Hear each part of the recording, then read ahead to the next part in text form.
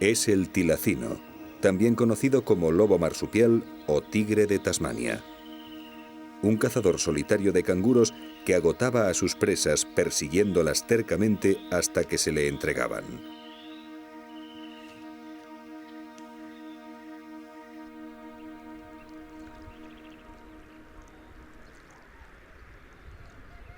El tilacino fue perseguido y masacrado por el hombre europeo, porque le recordaba al lobo, con el que casi acabó también en su propio continente.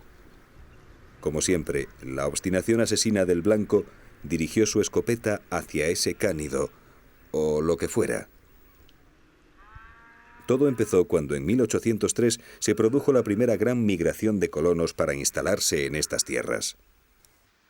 Para la mayoría de ellos, Australia era un mundo de segunda clase al que tenían derecho a explotar sin remordimientos para enriquecerse lo más posible y volver a casa.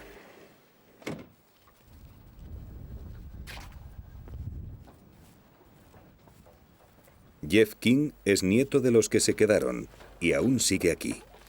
Sus antepasados cortaron los bosques, establecieron granjas y, lo que es peor, trajeron a sus animales domésticos tan distintos a los nativos, mamíferos placentarios agresivos unas veces e inadaptados otras.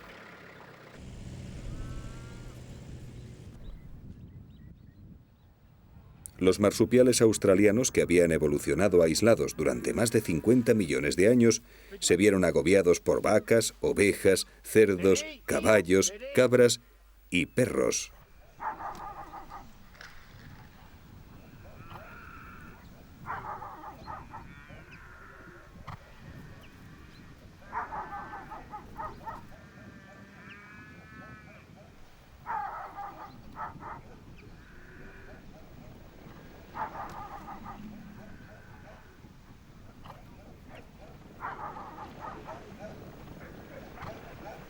El conflicto estaba servido.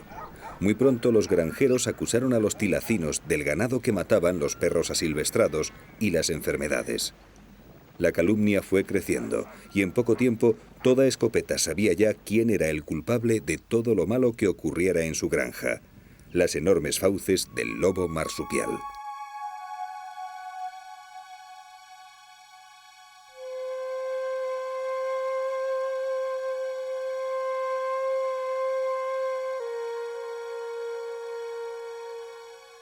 Comenzó la guerra.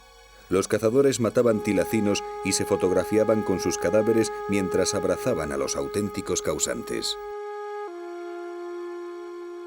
Nadie parecía darse cuenta de que estaba desapareciendo una especie singular que ni siquiera estaba descrita por la ciencia.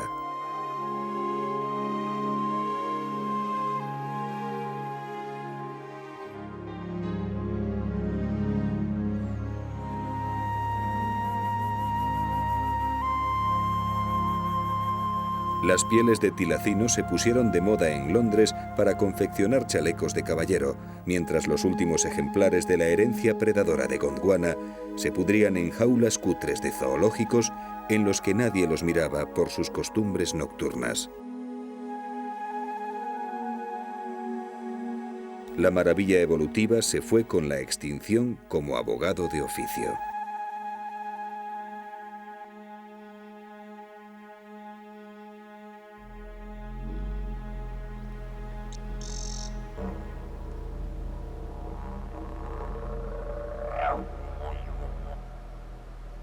Sin embargo, la llegada del hombre blanco no fue la única causa del ocaso de los tilacinos.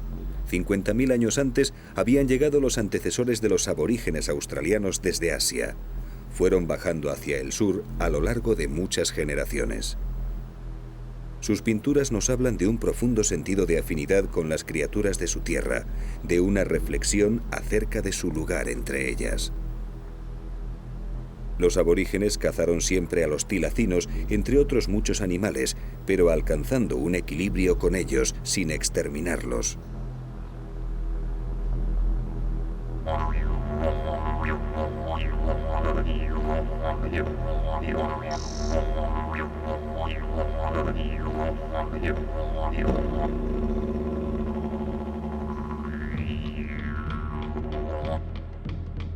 El fuego era utilizado por ellos para aclarar la maleza, ayudándoles en la caza, y con él cambiaron el paisaje de Australia. Las llamas aborígenes eran su templo tribal y su centro espiritual. Convivieron en cierta armonía con su entorno, pero cometieron el mismo error que los hombres blancos mucho después. Trajeron con ellos a sus mejores amigos. Los perros traídos por los aborígenes pronto se asilvestraron, dejando a sus amos para cazar solos, compitiendo con los tilacinos.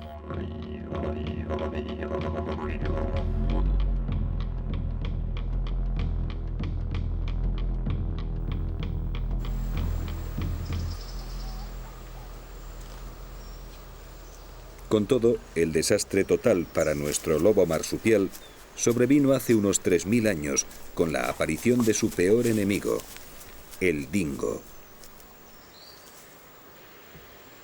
Nadie sabe cómo llegaron a Australia, pero son auténticos cánidos descendientes de los lobos asiáticos.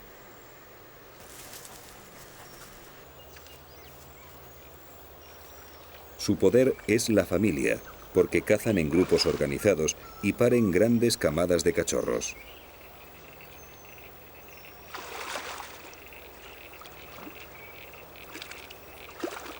Los tilacinos, solitarios y menos prolíficos, sufrieron no solo la competencia por los mismos recursos, sino la caza directa por parte de las hordas de los nuevos perros amarillos.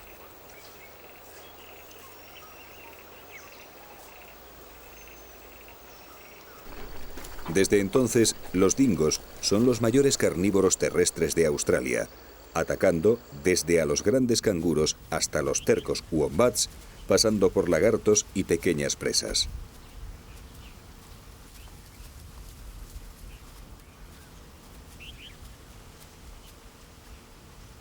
Cuando las primeras ovejas llegaron a Australia, ellos ya estaban aquí, y sus matanzas fueron también endosadas al ya de por sí negro expediente de los tilacinos.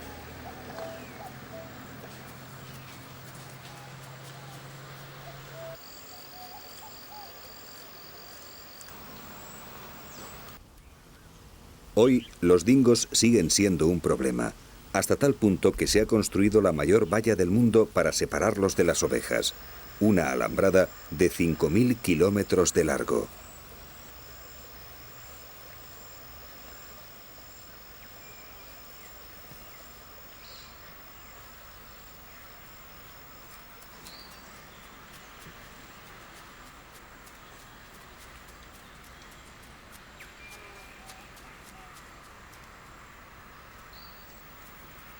La fuerza ecológica del dingo es la de todos los cánidos salvajes.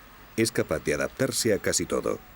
Las manadas grandes pueden disolverse si es necesario, convirtiéndose entonces en merodeadores solitarios como este. Ninguna proteína es desperdiciada y cuando un dingo encuentra un cadáver, simplemente se lo come como un carroñero más.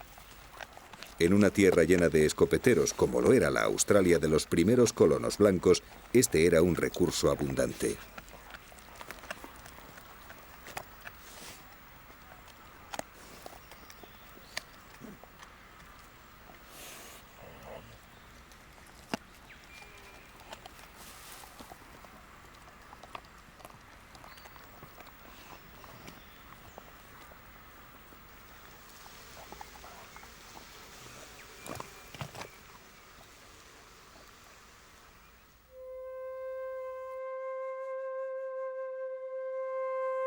De modo que entre los perros asilvestrados, los ganaderos y los dingos, el único lugar en el que un tilacino está a salvo es este, la vitrina de un museo.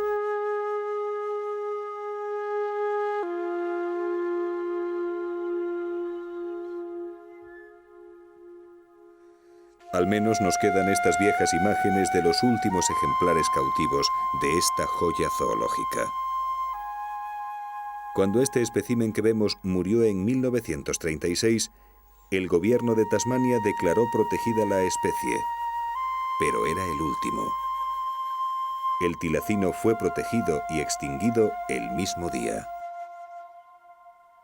Desde entonces, zoólogos de medio mundo tratan de encontrar alguno vivo en las recónditas selvas orientales de Tasmania.